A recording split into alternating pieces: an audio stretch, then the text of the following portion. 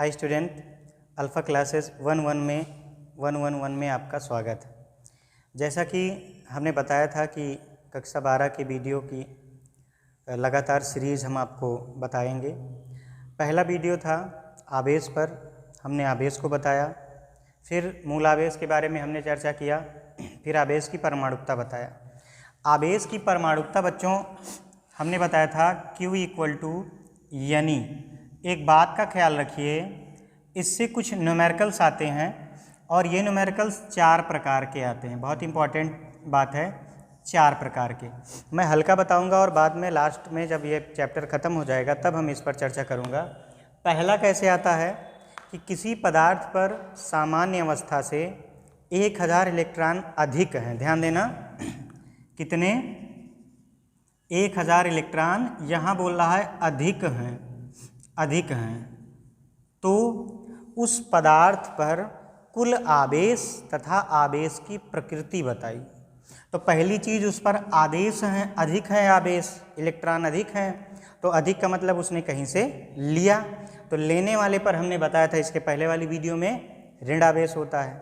तो इससे ये पता चल गई कि यदि इस पदार्थ पर सामान्य अवस्था से 1000 इलेक्ट्रॉन अधिक हैं तो पदार्थ की प्रकृति जो होगी वो ऋणात्मक होगी, क्योंकि उसने कहीं ना कहीं से इलेक्ट्रॉन ग्रहण किया। अब जब आवेश की वैल्यू निकालनी होगी तो यहाँ N = है 1000 और Q का मान आपको ज्ञात करना है। E होता है मूल आवेश जिसकी वैल्यू होती है 1.6 × 10⁻19 कूलाम। इन बातों को दिमाग में रखे रहिएगा।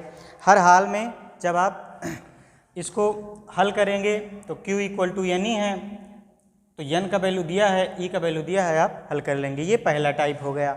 यहीं दूसरे टाइप की अगर बात करी जाए तो दूसरे टाइप में ये जो अधिक की बात है ये बोलेगा कम है, कम है।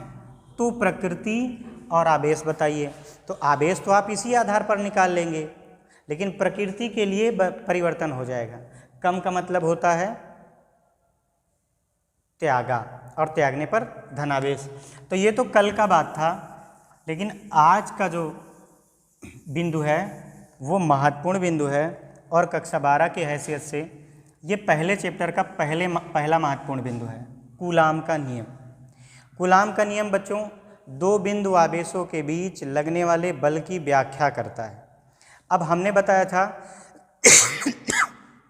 कि 2 बिंदु आवेश, एक धन होगा एक ऋण होगा तो आकर्षण लगेगा, अर्थात विपरीत आवेश होंगे तो आकर्षण होगा। एक धन और दूसरा भी धन होगा तो प्रतिकर्षण। मतलब कूलाम के नियम से हम आवेशों के बीच, ध्यान देना, आवेशों के बीच लगने वाले कौन से आकर्षण या प्रतिकर्षण, बड़ा इंपॉर्टेंट है, आकर्षण या प्रतिकर्षण बल की व्याख्या करेंगे, व्याख्या करेंगे। हमने ये भी बात किया था कि आपको पहले इसका शॉर्ट तरीका बताएंगे, फिर इसका पूरा विस्तृत बताएंगे, या विस्तृत फिर शॉर्ट विस्तृत, हमें दोनों बताना है। तो चलो हम शॉर्ट के बारे में बात करें। तो सबसे पहले कूलाम का नियम 2 आवेशों के बीच, 2 या 2 से अधिक, वैसे 2 आवेशों के बीच लगने वाले आकर्षण या प्रतिकर्षण बल की व्याख्या है। तो हमने माना 2 बिंदु आवेश हैं, एक Q1 है और वो दूसरा है Q2। Q1 एक, दूसरा Q2, इनके बीच की जो दूरी है हमने मान लिया स्मॉल r है। तो अभी आपको हमने बताया भी कि बल की व्याख्या करने की है, तो वो जो आकर्षण या प्रतिकर्षण बल है हमने मान लिया F। क्या मान लिया? F। तो इसमें जो इन्होंने नियम बनाया था, नियम ये था कि जो F है, F का मतलब आकर्षण या प्रतिकर्षण बल F, उन आवेशों के गुणनफल के, मतलब Q1 Q2 के गुणनफल के समानुपाती और उनके बीच की दूरी क्या है? r के वर्ग के व्युत्क्रमानुपाती। ये समीकरण 2 हो गया। अब मैं शॉर्ट की बात करूं तो तो आप ये चित्र याद कर लो और ये दोनों समीकरण याद कर लो, आपको कूलाम का नियम तैयार है। कैसे? यहाँ दो बिंदु आवेश आपको Q1 Q2 दिए गए हैं, इनके बीच की दूरी दी गई है और उन आवेशों के बीच आकर्षण या प्रतिकर्षण बल जो है वो हमने F मान लिया है।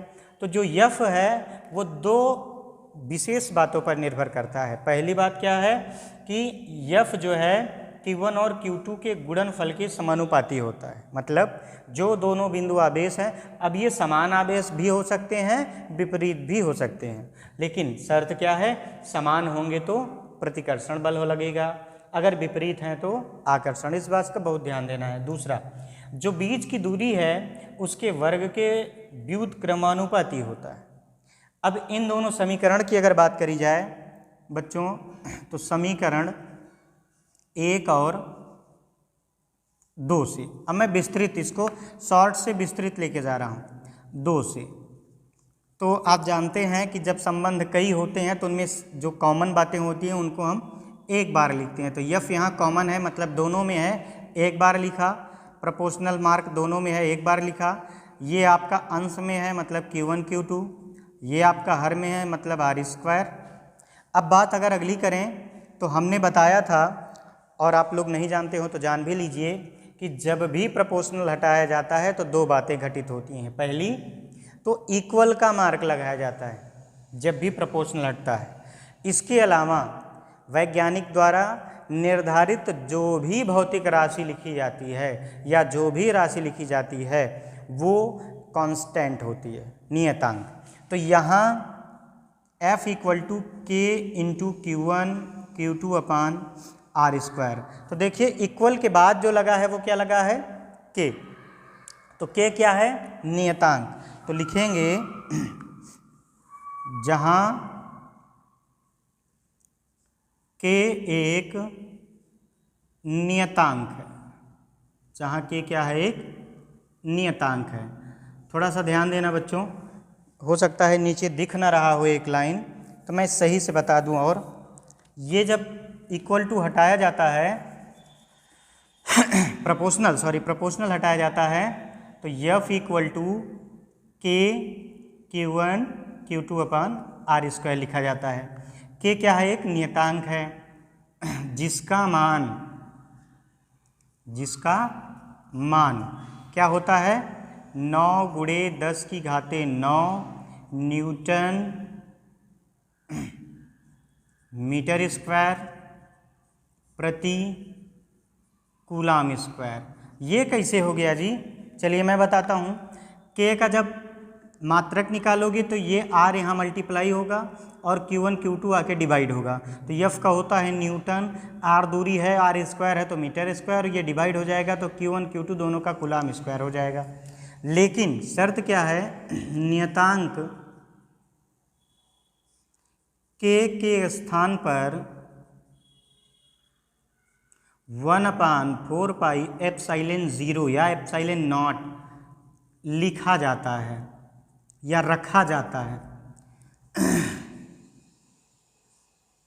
लिखा जाता है, जिसका मान K के बराबर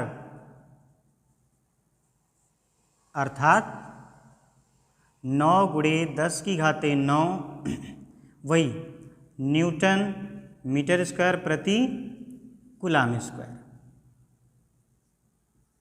होता है। अब यहाँ बात आई बच्चों, F = K Q1 Q2 / R² है। अब अगर देखा जाए तो K के स्थान पर क्या रखना है? हमको 1/4πε0 रखना है। तो इस प्रकार दो बिंदुओं के बीच कूलाम के नियम के द्वारा लगने वाला आकर्षण या प्रतिकर्षण बल का जो मुख्य फार्मूला है F = आ गया 1/4πε0 Q1 Q2 / R²। यही आपका मुख्य फार्मूला है। अगर ε0 की बात करी जाए तो हम इसे निर्वात की विद्युतशीलता कहते हैं। बच्चों इसका ये शॉर्ट फॉर्म भी और बड़े स्तर पर बता दिया, ये सबसे इम्पोर्टेंट है। दूसरा आपको हम अगले में बताएंगे ε0 का मात्रक विमीय सूत्र और इसका मान। इसके साथ साथ आप लोग इस बात का ध्यान रखिएगा, इसमें जो चीज़ें आपको ये लगेंगी कि ज़्यादा टफ है वो शॉर्ट मेथड से क्लियर कर लेना, जो लगेंगी कि आसान है वो विस्तृत मेथड से। लगातार वीडियो मिलता रहेगा। बहुत बहुत धन्यवाद।